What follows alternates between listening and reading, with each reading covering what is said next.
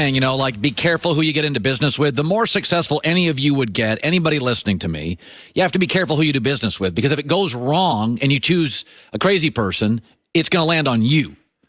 If Tom Hanks does a movie with a goofy director who has a history of bombs and it bombs, nobody's going to blame the director. They're going to say, Tom Hanks was in a terrible movie. The bigger star you become, be very, very careful. The bigger brand you become, be very, very careful, because it's always going to land on you because you're the person everybody knows. And the Lakers got into business with the Pelicans because the Pelicans have the star they want. Well, the Pelicans are a dysfunctional mess.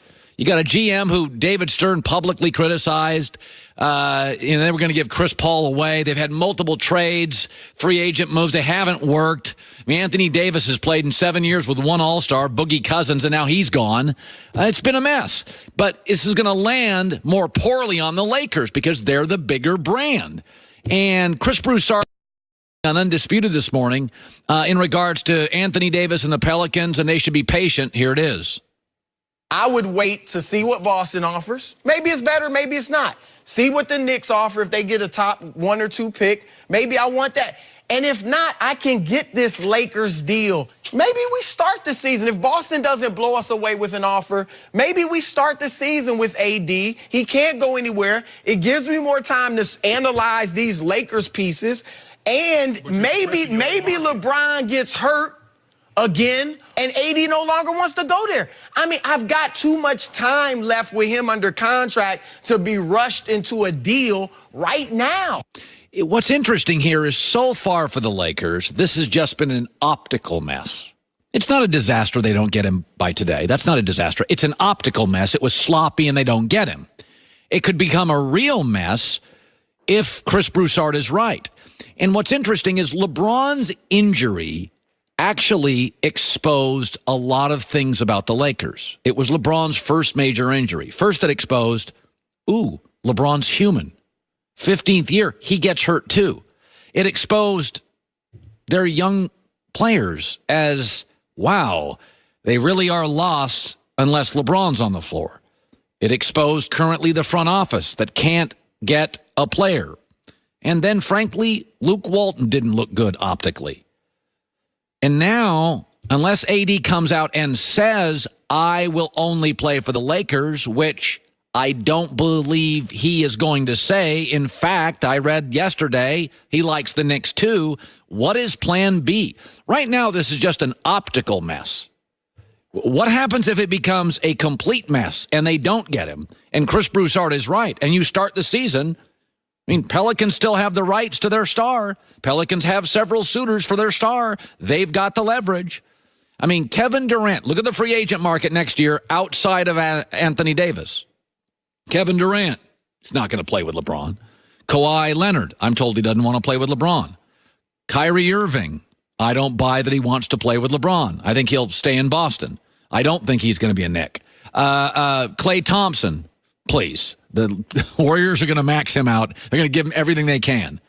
And then there's Jimmy Butler, who's, let's be honest now, on the team. And even now there's some musings that it's not ideal. And he can be a little disruptive. So right now this is just an optical mess. It's still, let's be honest. When this season started, we didn't think they were going to get Anthony Davis at the trade deadline. We thought this is going to be the year.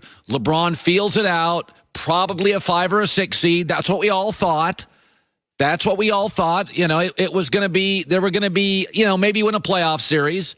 And nobody thought 3 months ago they were getting Anthony Davis. It's just now this is just an optical mess because they're not that far off track.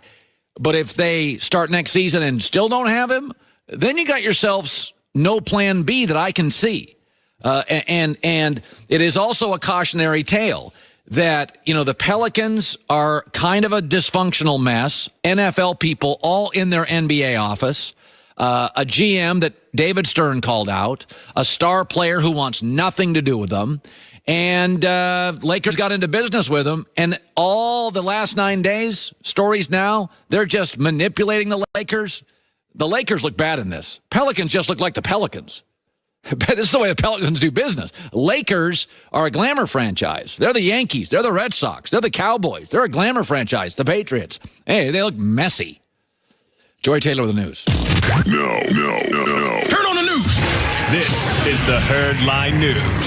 So, Nick Foles, there's another hurdle in the Eagles' plan to franchise tag Nick Foles in the hopes of trading him. There's several reports that that's the Eagles' plan, and a tag and trade might actually violate the CBA. Mike Florio of Pro Football Talk dug up Article 6, Section 8 of the CBA, which says a club extending a required tender must, for so long as that tender is extended, have good faith intention to employ the player receiving the tender at the tender compensation level during the upcoming season. So basically, they're going to franchise tag him. They have to then be working towards a long-term contract. Oh, and they don't want to do that. So this prevents teams from doing exactly what they're trying to do, which is make him a valuable piece in order to trade rather than letting him go into free agency and walk free. So, yeah, this is going to be a problem if they end up actually franchise tagging him. I feel very strongly about this. This is unemotional, but a lot of athletes in the NFL become like stocks, and you buy them low, you sell them high. The Patriots got everything they thought they could get out of Randy Moss, and then, you move on, right? This is the way the world works. Patriots have done this over and over. They find a player, they refine him, and then they move on before they get... Right. Nick Foles has topped out as a stock. He is not a $50 stock. He's a $28 stock, and he's about at $26. Sell him. No, I mean, I don't think that Nick Foles is going to get better than he is at this moment, but he's a starting quarterback in the league. There are several teams around the league who need a solid starting quarterback. And while the Eagles may want to get something for him, and it may seem like fair, it's also fair to Nick Foles that he be able to choose where he goes and not be traded there. Now, I'm not saying that the Eagles are going to, do him dirty, but this is an important thing that he actually has some flexibility. So it'll be interesting to see what happens there. So after Kevin Durant spoke out against the media last night, Steph Curry spoke in support of his teammate. Honestly, I think it's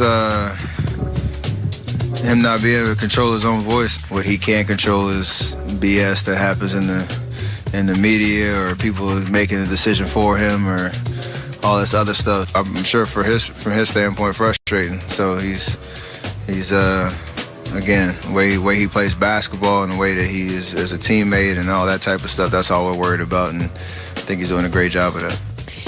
Everyone is going to be coming at Kevin Durant for his reaction last night, but I got to say, I'm kind of on his side. I mean, at one point or another, and listen, I'm in the media. I understand we have questions that we have to ask, and if there's a relationship there, and they need to speak to the media, and all of that goes on. But at one point or another, we're asking questions they literally can't give answers to.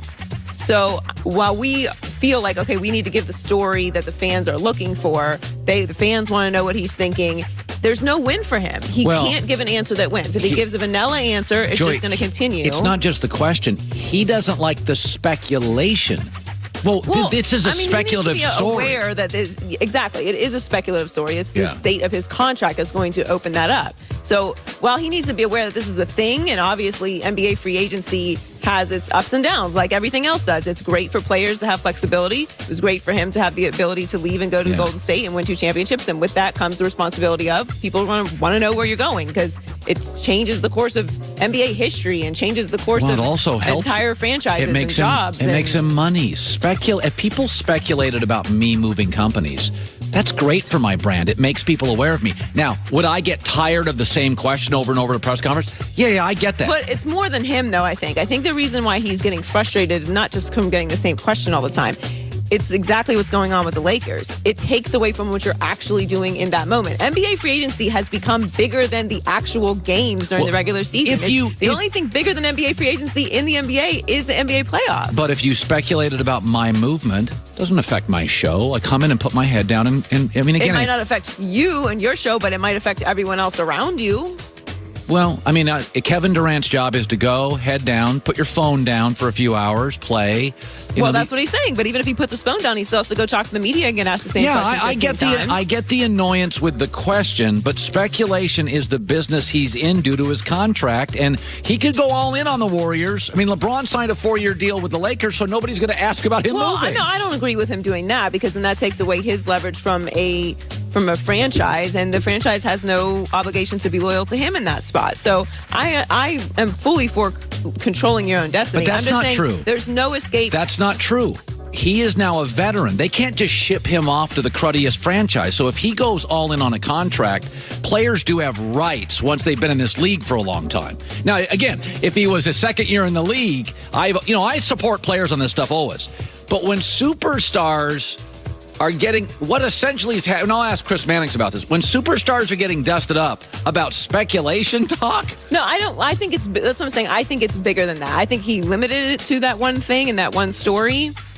But I think it's bigger than that, and we're seeing that's what's happening with the Lakers. So finally, one of the weirder moments in NBA trade history occurred last night. Harrison Barnes was traded mid-game. Now, following the game, Paul Pierce said on ESPN that Barnes was aware that he was being shopped by the Mavericks, and that there was a possibility he could be moved, but he asked to play anyway. Yes. So there was this. The original story was he had no idea what happened, and it was like this shocking moment in the middle of the game, which is very understandable why you would be upset if that was the case. Right.